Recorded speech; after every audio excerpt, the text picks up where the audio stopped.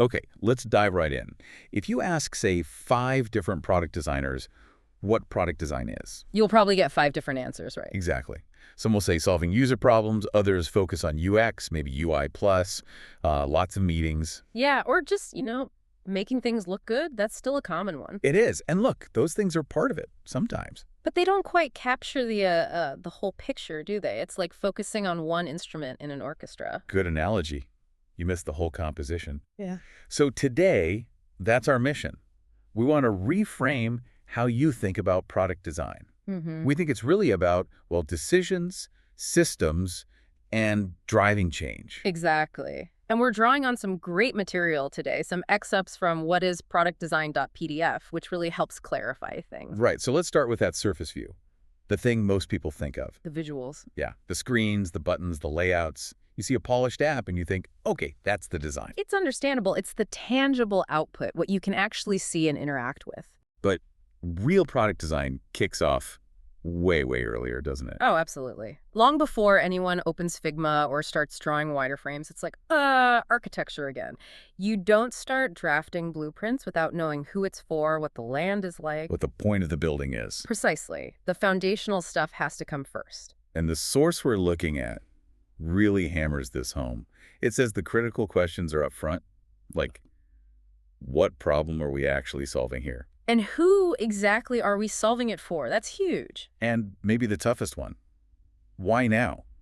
Why is this important right at this moment? Yeah, those aren't just nice to haves, they're fundamental. If Yeah. you don't nail those down. Your beautiful interface might be completely pointless. Exactly. You've crafted this amazing key, but it doesn't fit any lock anyone actually needs open. Ha, yeah. And the source makes this great distinction between, execution, the building part, and the broader design work. Which includes? Exploration, validating your ideas, making sure everyone's on the same page. Alignment, it's much bigger. So for you listening, just focusing on the visuals means missing the why, the whole reason the thing exists in the first place. It's like judging a book by its cover, but on a much bigger scale, ignoring all the research and thinking behind it. Okay, so if it's not just visuals, what is it? This leads us to how complex the role actually is today. It's incredibly multifaceted, way beyond just pushing pixels. The source lays out several key roles. Right, like being a researcher, Mhm. really digging into how people behave, their context. Understanding their frustrations, their pain points, developing real empathy. It's not just about surveys, it's deeper. But it's also about being a systems thinker. That sounds important. It is. It means mapping out the whole user journey, not just one screen.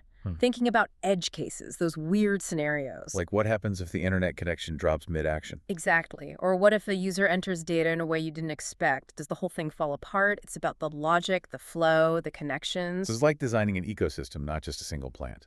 Well put, yeah. A small change here can have big ripples over there. You have to see the whole board. And then there's this idea of being a problem framer. I found that really interesting. Me too. It's about working with product managers, not just taking orders. So actively shaping the definition of the problem itself. Yes. Asking, are we sure this is the right problem to solve? Challenging assumptions. Being a strategic partner. Not just taking a feature request and running with it. Precisely. And linked to that is being a storyteller. How so? You have to explain the why behind your design choices to engineers, to marketing, to leadership. So justifying the design with a clear narrative. Yeah, making it persuasive, clear, getting buy-in. Okay, but they do still need to be good UI specialists, right?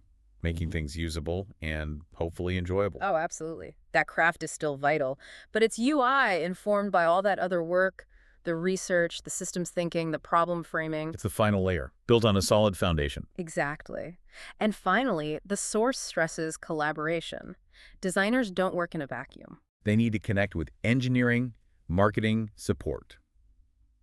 Everyone. Understand their perspectives, integrate their feedback, keep everyone aligned.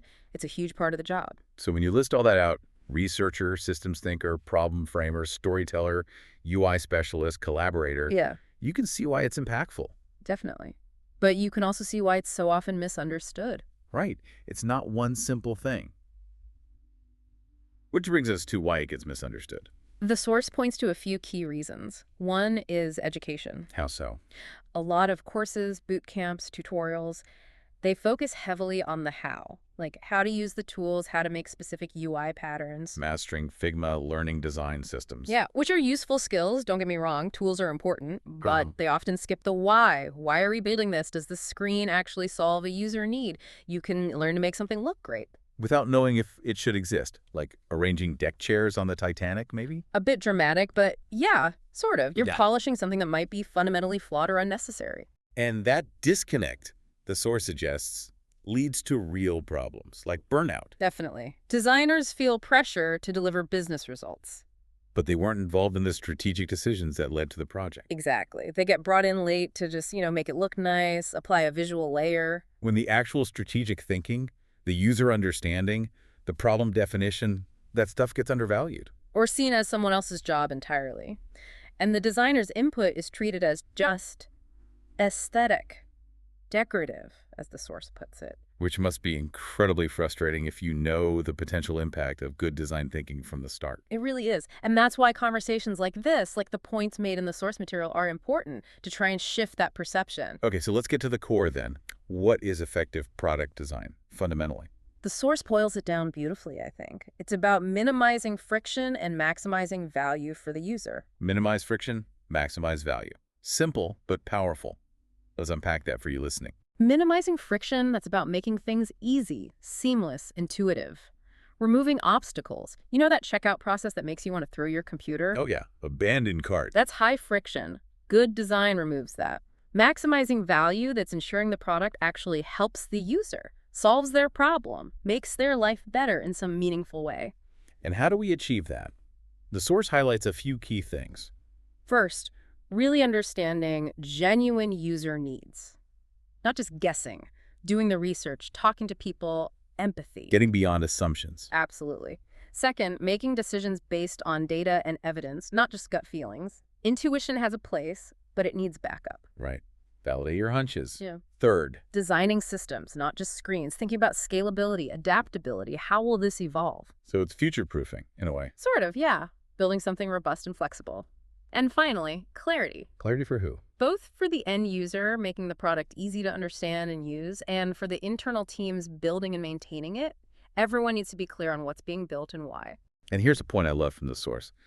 When it's done really well, Yeah. users barely notice the design. Isn't that interesting? It just works. Yeah. It feels natural, intuitive, it gets out of their way. No friction, maximum value achieved almost invisibly. That's often the sign of great design. It's not shouting for attention, it's quietly effective. So, circling back, what is product design? We've established what it's not. Not just aesthetics, not just features, not just tools. Right. So the definition we can land on, drawing from our source, Product design is the discipline of creating thoughtful solutions. that effectively solve real problems Is for real people. at scale. Yeah. Yeah. That covers the problem solving, the human-centeredness, and the need for it to work broadly and sustainably. It captures that whole journey. From understanding the why, right through to delivering something that works and lasts. Mm-hmm. So if this deep dive helped you think differently about product design, maybe shifted your perspective a bit. We'd love it if you followed the show or shared this with someone else who might be interested. Or leave us a review. It genuinely helps us know what resonates with you. And next time, we're going to walk through the actual workflow. Yeah, from research all the way to delivery. How does all this theory play out in practice? Should be a good one. Definitely. And one final thought for you to take away today. Think about those digital tools you use effortlessly every day. The ones that just work. And consider the layers of decisions, the problem solving, the user understanding that had to happen beneath the surface to make it feel that simple. That seamlessness isn't accidental. It's the result of deep strategic product design work. It really does shape how we interact with so much of our world.